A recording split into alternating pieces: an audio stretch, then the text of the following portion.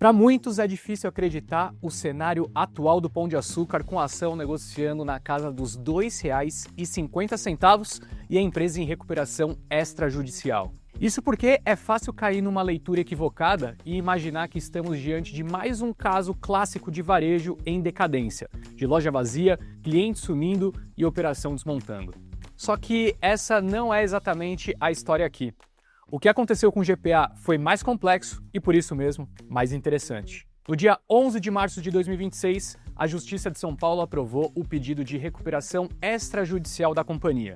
O grupo ganhou 90 dias para tentar renegociar cerca de 4,5 bilhões em dívidas com bancos. O mercado confirmou sua tese naquele momento e deixou de olhar para a empresa como uma história tradicional de varejo e passou a enxergá-la como aquilo que ela havia se tornado. Uma companhia tentando reorganizar seu endividamento antes que a estrutura financeira destruísse de vez o negócio. Eu sou Henrique Stetter e esse é o Pulso do Mercado. Antes de entrar na linha do tempo, eu preciso te dar duas chaves de leitura. Sem elas, os fatos aparecem, mas a lógica por trás deles fica difusa. A primeira é o Same-Store Sales, que mede o crescimento de vendas nas mesmas lojas que já existem. A segunda é a relação entre a dívida líquida e EBITDA, que é a régua clássica de alavancagem. No fim de 2020, o GPA exibia uma posição de caixa de 8 bilhões e 700 milhões de reais e uma alavancagem praticamente inexistente, de 0,1 vez. A fotografia era de um grupo forte, líquido e cheio de ativos relevantes. A pandemia empurrou o consumo para dentro dos supermercados. O mundo inteiro passou a cozinhar mais em casa, a estocar mais itens básicos e a tratar o varejo alimentar como um porto seguro num ambiente caótico. O contexto macro favorecia o setor. A demanda parecia resistente e a ação ainda negociava com desconto. O GPA ainda tinha dentro de casa o açaí, que crescia muito rápido e puxava grande parte da percepção positiva do grupo. No fim daquele ano, a XP publicou um relatório que destacou o grande símbolo da fase de euforia. O título era forte, abre aspas, Grupo Pão de Açúcar, encha seu carrinho. A recomendação era de compra com preço-alvo de R$ 103 para a ação. E os números ajudavam a sustentar esse entusiasmo. O grupo parecia muito forte, mas parte importante dessa força vinha de fato de que o melhor ativo operacional ainda estava dentro da estrutura, que era justamente o açaí. É isso que torna a fotografia de 2020 tão traiçoeira. A primeira grande virada da história acontece em 2021, com a separação do açaí. Quando a cisão acontece, o GPA deixa de carregar dentro do próprio balanço justamente o ativo que o mercado mais gostava, aquele que combinava crescimento, escala e apelo de valuation. A partir dali, o investidor passou a olhar para o que sobra sem esse motor. Em março de 2021, o BTG capturou essa ressaca com um título mais seco, abre aspas, Tendências trimestrais fracas. Em pouco tempo, a fotografia já era bem diferente. Naquele momento, o BTG mostrava queda de 2,9% da receita líquida no Brasil, Same-Store Sales caindo 1% na bandeira Pão de Açúcar e 3,9% no Extra.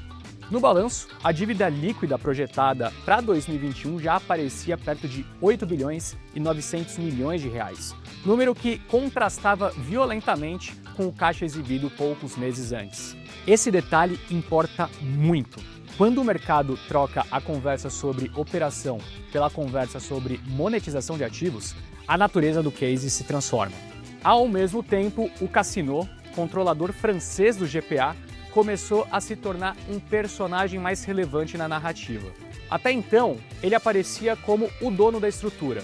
A partir desse momento, passa a aparecer como um controlador pressionado, precisando de liquidez e transmitindo ao mercado a sensação de que estava muito mais focado em reajustar o próprio quebra-cabeça europeu do que construir um grande varejista no Brasil. A empresa começava a parecer menos um projeto de longo prazo e mais uma peça dentro de um processo de sobrevivência do controlador. Se 2021 foi o ano em que o GPA perdeu a sua principal locomotiva de crescimento, 2022 foi o ano em que a companhia precisou aceitar que parte relevante do que sobrava também já não funcionava bem.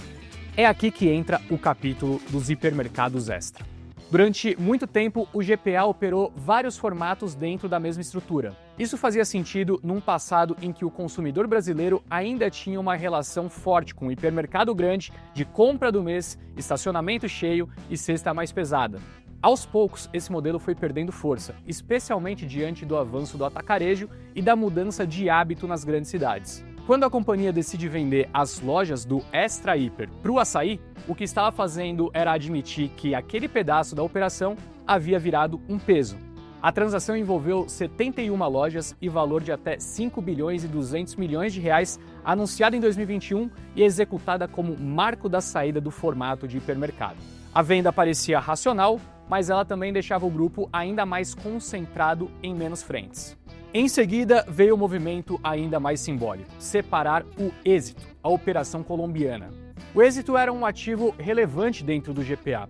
Ele ajudava a compor resultado, escala e percepção de valor. O problema é que, quando as contas de valor das empresas eram feitas, havia uma distorção incômoda.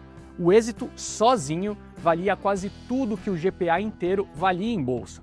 Em agosto de 2023, o GPA resolve essa questão decidindo fazer o spin-off do Éxito, ou seja, separando a estrutura societária. Enquanto o ativo colombiano ainda estava dentro da estrutura, sempre existia algum espaço para discutir o valor escondido do grupo, a soma das partes e a possibilidade da ação estar barata porque o mercado não estava fazendo as contas direito. Depois da separação, esse argumento perdeu boa parte da força porque a estrutura remanescente ficou muito mais visível. E o que o investidor passou a enxergar com mais nitidez foi um GPA muito mais local, muito mais exposto ao Brasil e muito mais dependente da capacidade da operação premium funcionar sozinha. A partir desse ponto, a conversa passou a incluir com muito mais força os prazos da dívida, a necessidade de geração de caixa, a venda de ativos remanescentes e o risco da empresa não conseguir atravessar os anos seguintes sem uma reorganização mais profunda. A partir daí, o GPA entrou numa fase em que quase toda a agenda girava em torno da mesma ideia: levantar caixa, reduzir pressão e comprar tempo. O ponto é que a velocidade desse esforço nunca pareceu suficiente para neutralizar o tamanho da conta. Primeiro vieram as vendas de imóveis e terrenos, movimentos que, isoladamente, até geravam algum alívio, mas também expunham o quanto o valor de mercado da empresa já tinha encolhido. Quando um imóvel inativo passa a representar uma fatia enorme do valor de mercado, significa que o equity já perdeu tanta densidade que um único ativo começa a parecer grande demais em relação à empresa inteira. Em setembro de 2023, por exemplo, a venda de um terreno no Rio por 247 milhões de reais equivalia a cerca de 19% do valor de mercado inteiro do GPA na época. Depois disso, veio a venda do restante do Éxito, já num outro contexto, quando o GPA precisava transformar o que havia sobrado em caixa o mais rápido possível. A participação remanescente de 13,31% foi negociada por algo próximo de 156 milhões de dólares, ou cerca de 790 milhões de reais, no momento em que o market cap inteiro do GPA girava em torno de 930 milhões de reais.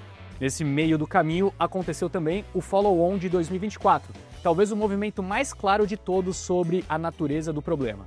O aumento de capital levantou 704 milhões de reais e a participação do Casino, o francês, caiu de 40,9% para 22,5%, perdendo formalmente então o controle da companhia. Ao mesmo tempo, a empresa também conseguiu um alívio relevante ao fechar um acordo para parcelar uma contingência importante de ICMS em São Paulo.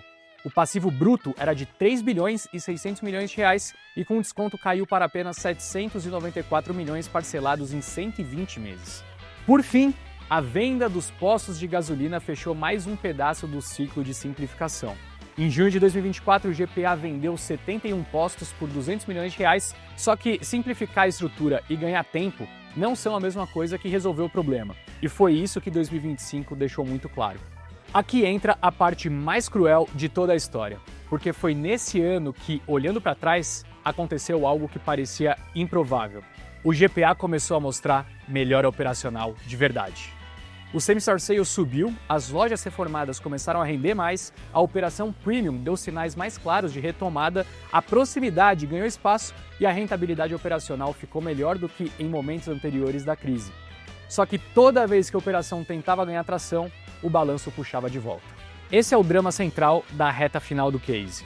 Os juros consumiam um pedaço relevante do esforço operacional e a empresa seguia sem conseguir transformar essa melhora das lojas em uma recuperação limpa no lucro líquido e no caixa. O quarto trimestre de 2025 consolidou então a perspectiva de alerta vermelho. O mercado viu uma companhia com capital de giro pressionado, prejuízo relevante, risco de continuidade operacional formalmente citado nos próprios resultados e vencimentos pesados se aproximando. O prejuízo líquido do trimestre ficou entre 523 milhões de reais e 572 milhões, a depender do ajuste considerado nas leituras de mercado, e o crescimento do varejo alimentar já vinha anêmico, perto de 2%, com same-store sales de apenas 3%. Foi aí que a hipótese de recuperação extrajudicial que já vinha sendo ventilada deixou de ser uma especulação mais distante e passou a ser tratada como o desfecho mais plausível.